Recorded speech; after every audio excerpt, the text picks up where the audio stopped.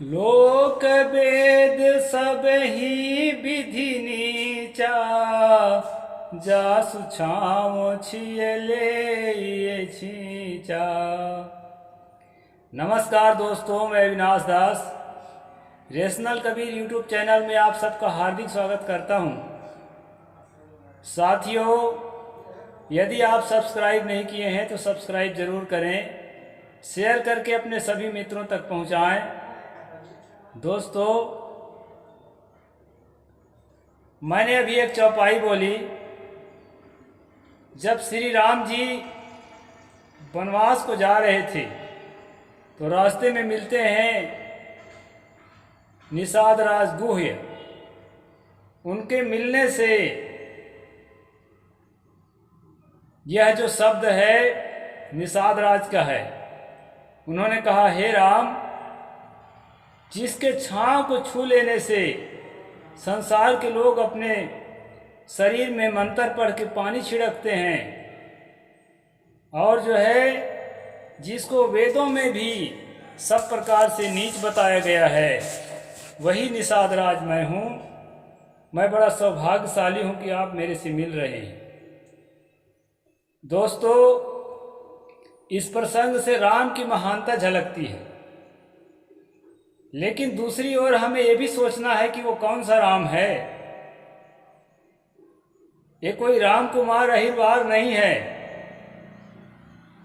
ये राम प्रसाद लोहार नहीं है। दोस्तों, ये उस राम की बात है जो अयोध्या के महाराजा दशरथ के पुत्र, जो तीनों लोकों का स्वामी, संसार का कर्ता धर्ता नियंता, जिसके बारे में कहा गया है, हरि व्यापक सर्वत्र समाना, प्रेम से प्रगट हो ही मैं जाना। सभी जगह एक समान से व्यापक है, कण कण में, वो राम।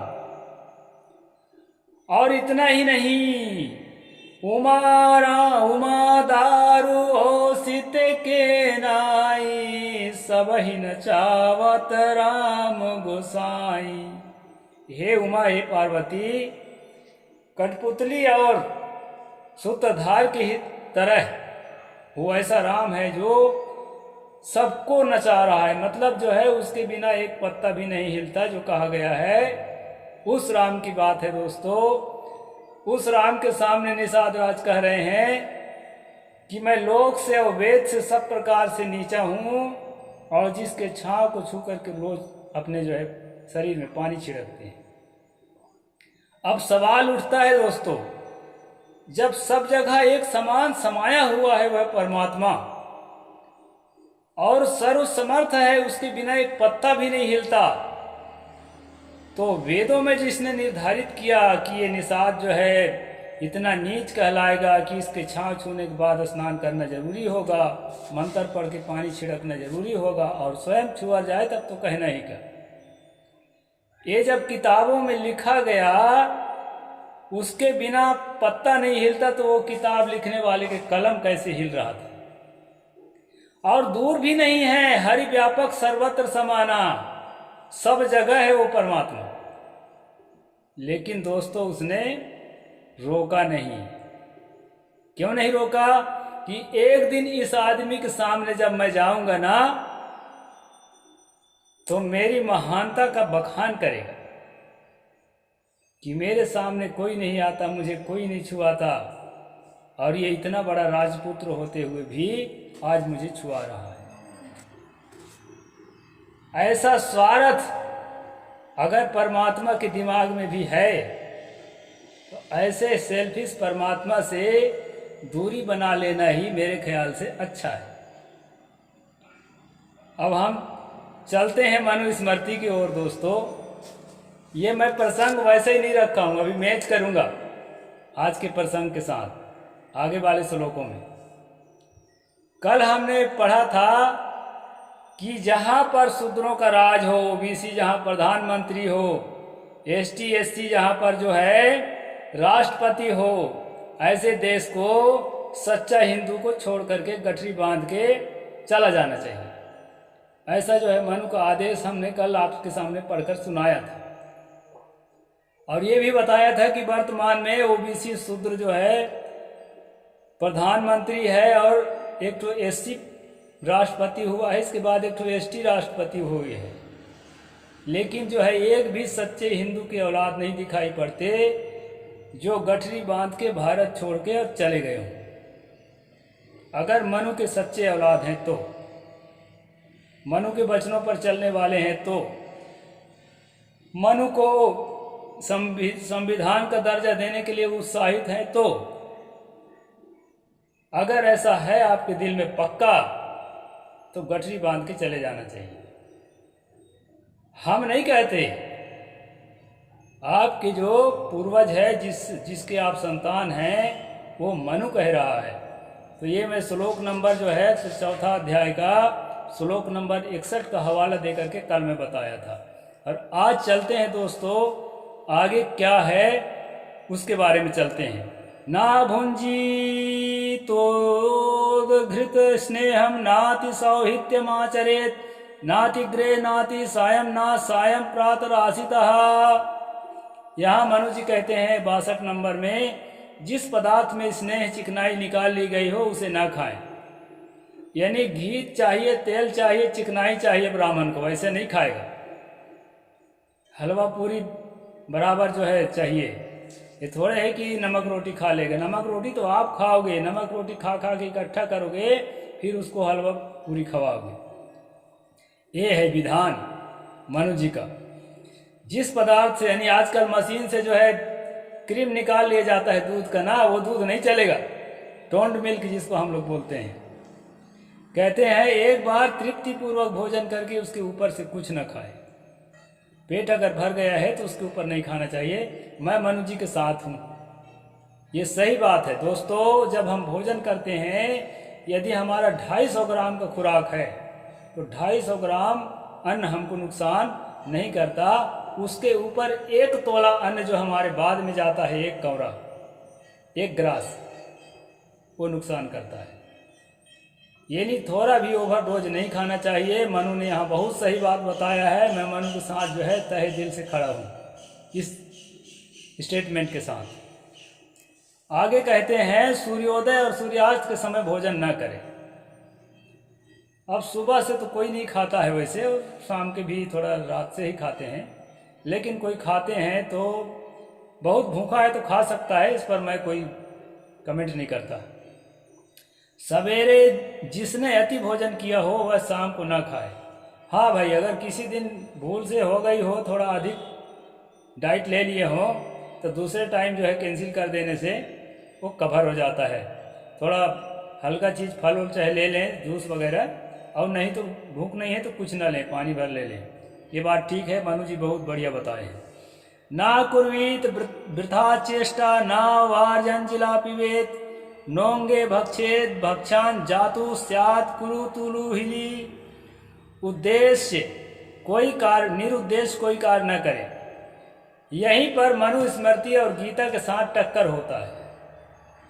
गीता कहती है कर्मण्येवाधिकारस्ते मा फलेषु कदाचन, यानी फल की इच्छा छोड़ करके काम करना है। और मनु कहता है बिना किसी उद्देश्य के काम मत करो, फल की इच्छा बनाए बिना काम मत करो। यहाँ पर ये दोनों जो है, कृष्ण और मनु जो है टक्कर मारते हैं। अब जिसको आपको ठीक लगता है उसको स्वीकार करो। हम तो कहते हैं कि यहाँ पर मनु ठीक है।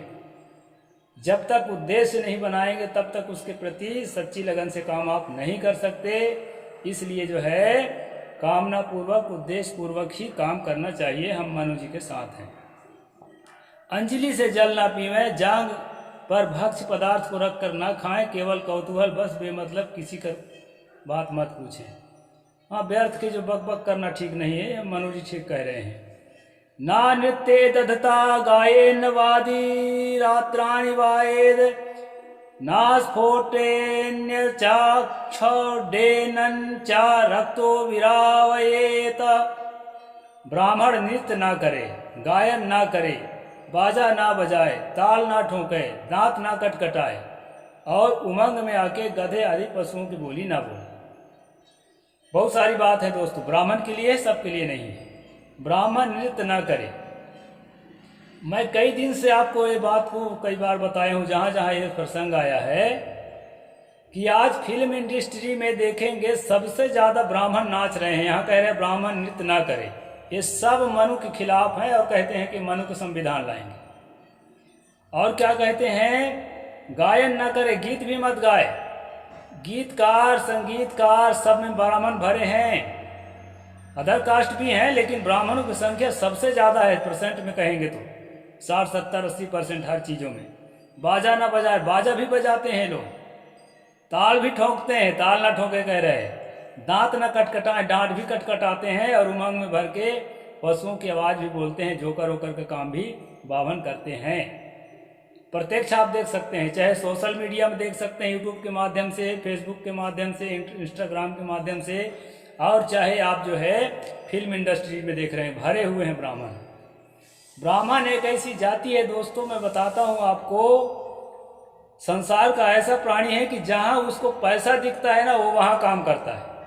उसका पूर्वज चाहे मना किया हो और चाहे उसके लिए इजाज़त दिया हो।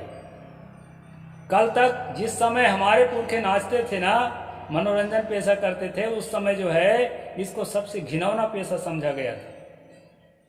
और यहाँ तक कि बलात्कार भी करते थे हमारे बहू बेटियों के साथ, नाचती थी तो। आजकल कोई हीरोइन को, एक्ट्रेस को कोई जो है तिरछी नज़र देख के बता दे, क्योंकि अब ये लोग हैं ना, मतलब ये जहाँ भी रहेंगे ना सुरक्षित हैं अपने आप में। ये चीज़ है, बहुजन में और ब्राह्मण में यही अंतर है। उसका कारण है सत्ता और धन। जो सब तरह से हीन रहेगा ना, लोग वेद सभी विधि हीना नीचा, उसके साथ यही होता है। अभी देखिए राष्ट्रपति मुर्मू को संसद भवन में नहीं बुलाया गया, कोविंद को वहाँ पर क्या कहते हैं उसके शिलान्यास में नहीं आने दिया गया था। उस पर जो है खड़गे जी बोले हैं खुल के, आज के भाषण में सुना मैं। तो इस तरह से दोस्तों, इनको जहाँ पैसा दिखता है वहाँ अगर बहुत ज़्यादा तनख्वाह देने लगेंगे ना, तो सफाई कर्मी में, गटर साफ करने में सबसे आगे इनको आप पाएंगे, पक्का मान लीजिए। 1 लाख का तनख्वाह कर दीजिए आप, लाइन लग जाएगा चौकी तिवारी मिश्रा सबके। तो इस प्रकार से दोस्त यहाँ मनुस्मृति की 64 नंबर श्लोक है। आगे हम बताते हैं, ना पादौ धावेत कांस्य कदाचित अभी भाजने, ना भिंड भांडे भुंजित, ना भाव प्रति दूषिते। कांस के बर्तन में कभी पैर न धोएं, अन्य किसी फूटे हुए बर्तन में भोजन न करें। टूटे फूटे बर्तन में भोजन करना, उसको मांजने में दिक्कत होती है, क्योंकि हाथ कटने का डर रहते हैं। सही बात है, अब मनु के साथ है। जहाँ भी मनु अच्छा बात करते हैं ना, अच्छी बात, मैं प्रशंसा करता हूँ, मुझे किसी पक्ष में चिपकना नहीं है। लेकिन जहाँ पक्ष की बात करते हैं भाई, वहाँ तो हम थोड़ा कुटाई करेंगे, ठीक है ना।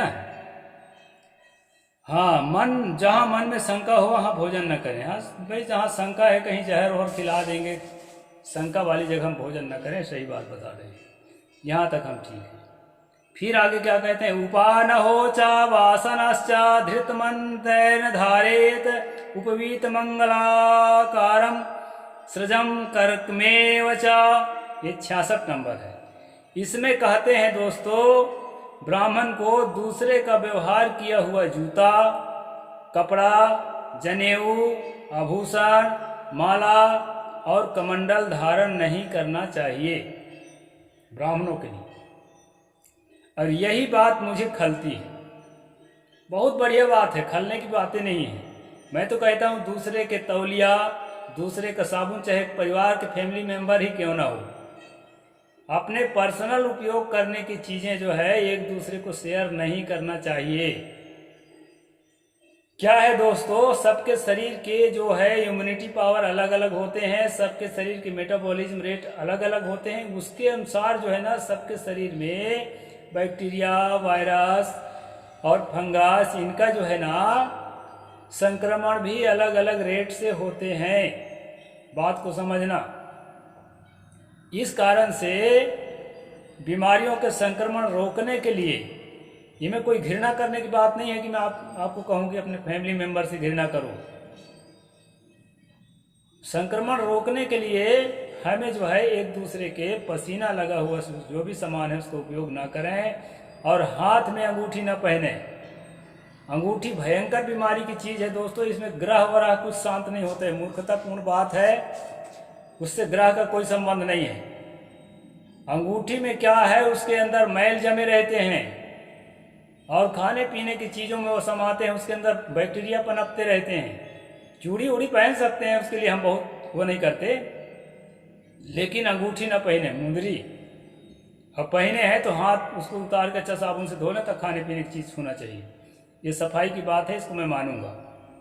लेकिन यहाँ कहते हैं कि दूसरे का वस्त्र, दूसरे का जनेऊ, दूसरे का भूषण का मंडल धारण ना करें। सही बात है, नहीं करना चाहिए। लेकिन यही बात अगर मनुष्य सोच लेते ना कि शूद्रों के लिए भी लागू करें, तो मैं मनु जी के साथ साथ चलता। शूद्रों के लिए जब लिखते हैं तो क्या लिखते हैं, मैं बता दूं आपको। एक दिन और बताया था, लेकिन जरूरत पड़ जाने पर मैं दोबारा भी बताता हूं। 10वें अध्याय के 125वें श्लोक में इसी किताब के अंदर कहते हैं, उच्चिष्टन्नम दातव्यम जीर्णानि वसनानि च पुलकाश्चैव धान्यानाम जीर्णाश्चैव परिच्छदा। इन ओबीसियों को खाना खाने से बचा हुआ जो जूठा भात है, जूठा रोटी है, जूठा सब्जी है ना, उसी को खाने को दो। उच्चिष्टन्नम दातव्यम, जूठा अन्न खाने के देने योग है। फिर क्या कहते हैं, जीर्णानि वसनानि च। और जो जीर्ण, जीर्ण माने पुराना होता है संस्कृत में। जीर्ण जो हो गए हैं, वस्त्र पुराने हो गए हैं, उसको उतार कर इनको पहनने के लिए दे दो। जीर्णानि वसनानि च पुलकाश्चैव धान्यानाम, सोने के लिए धान का पैरा दे दो। समझते हैं, धान का पैरा, तनस, पिराली, उसका डंठल सोने के लिए दे दो। डनलप के गद्दा नहीं। आज हम लोग डनलप के गद्दा में सोते हैं ना, किसकी देन है? आदि गुरु, परम गुरु सतगुरु कबीर साहब की देन है दोस्तों, जिसने ह्यूमैनिटी के लिए और इक्वलिटी के लिए पहला आवाज उठाया लड़ाई करने के लिए, जनता को जागृत किया। हो हुजूर ठाड़ कहा था अब तय समर समार, कहने वाले सतगुरु कबीर। और ये डनलप के गद्दा हम जो उपयोग करते हैं ना, ये महात्मा ज्योतिराव फूले का देन है। और ये गद्दा, जिसमें डनलप के गद्दा में हम सोते हैं ना, ये डॉक्टर बाबा साहेब अम्बेडकर का देन है, माता सावित्रीबाई फूले का देन है। ये किसी धर्म का देन नहीं है, किसी रामकृष्ण का, ब्रह्मा विष्णु का। ये तो हमें उसी लायक बना दिए थे ना, जो शुरू में मैं बोला था। क्या बोला था? लोक वेद सब ही विधि नीचा, जासु छाव छियले ये छीचा। ये ओबीसी की बात कर रहा हूं, निषाद राज की। एसटी में मत जाना, एसटी तो आंख देखने से ही अशुद्ध हो जाते थे लोग। तो ये जो है हमारे लिए क्या निर्धारित करते हैं दोस्तों, उच्चिष्ट अन्नम दातव्यम, इनको जूठा अन्न खाने को दो और उतारा हुआ वस्त्र दो। जीर्णानि वसनानि च पुलकाश्चैव धान्यानाम, धान के पैरा सोने को दे दो। ठंड भी मत मरे, कम से कम जिंदा रहे। और क्या दे दो? जीर्णाश्चैव परिच्छदा, अन्य उपयोग के सामान भी टूटे फूटे पुराने जो हों, थोड़ा मोड़ा काम आ जाए, वैसे चीज दे दो। तो ये जो मनु का साम्राज्य रहा दोस्तों, जिसको संविधान के रूप में अभी आरएसएस और भाजपा के लोग, वो विवेक देव राय, वो घोषणा किया था कि संविधान पुराना हो गया है, वर्तमान का हमारा संविधान, इसको खत्म करो, मनुस्मृति को लागू करना है। और जो है वो क्या नाम के जो विनायक सावरकर थे, वो तो कह रहे थे संविधान बनाने की जरूरत नहीं है, मनुस्मृति तो है ही है। तो झेल लोगे दोस्त, ये मनुस्मृति है, ये ऑन रिकॉर्ड, ठीक है ना? झेल लोगे? जो कानून में पढ़ रहा हूं उसको। जो भी ओबीसी के लोग उत्साहित हैं संविधान समाप्त करने के लिए और मनुस्मृति लागू करने के लिए, भाजपा आरएसएस के साथ मिलकर के, सामंतवादियों के साथ मिलकर के। मैं थोड़ा भी राजनीतिक नहीं हूँ। मैं कहता हूँ जीवन भर मोदी राज करे, मुझे कोई तकलीफ नहीं है। आरएसएस उस पर अपना दबाव बना रहा है, लेकिन संविधान को छेड़कर जो मनुस्मृति लागू करने की सोच रहे हैं ना, इसीलिए मुझे मजबूर होकर मनुस्मृति पर स्ट्रीम चलाना पड़ रहा है, ताकि हमारे जनता, भारत के एक एक आदमी, एसटी एससी ओबीसी ही नहीं, ब्राह्मण भी, सब कोई जाने और सब कोई जागें और भारतीय संविधान के प्रति सम्मान का भाव रखें। किसी के लिए उतारा वस्त्र पहनना मना है और किसी के लिए उतारा वस्त्र ही उसके लिए उसकी तकदीर है। ऐसे कानून से दोस्तों देश नहीं चलेगा। हम लोग दिन रात जगा रहे हैं अपने आवाम को, हजारों लाखों लोग लगे हैं जगाने में। उदयनिधि स्टालिन ने भी अपना जोरदार शब्दों में अपना बयान दिया है, और अनेक जो है हमारे नेतागण, समानता के चाहने वाले, मानवता के चाहने वाले, इस अमानवीय व्यवस्था के और इस जो है विषमतापूर्ण व्यवस्था के खिलाफ खड़े हुए हैं। और उन्हीं के साथ एक छोटा सा बच्चा के रूप में मैं भी खड़ा हूँ। मैं किसी पार्टी का समर्थक नहीं हूँ। स्टालिन अलग पार्टी का है, स्वयं प्रसाद मौर्य अलग पार्टी का है, खड़गे जी अलग पार्टी के हैं, और मैं मोदी के साथ भी खड़ा हूँ सही कामों के लिए। मैं किसी पार्टी से नहीं है। कई लोग मुझे कमेंट लिखते हैं कि आप राजनीतिक हो, तो राजनीति की बात नहीं है, लेकिन जो संविधान की बात है उसके लिए दोस्तों मैं संविधान के खड़ा हूँ साथ, मनुस्मृति के साथ नहीं खड़ा हूँ। साहिब बंदगी, जय जोहार, जय भीम, जय संविधान, जय भारत।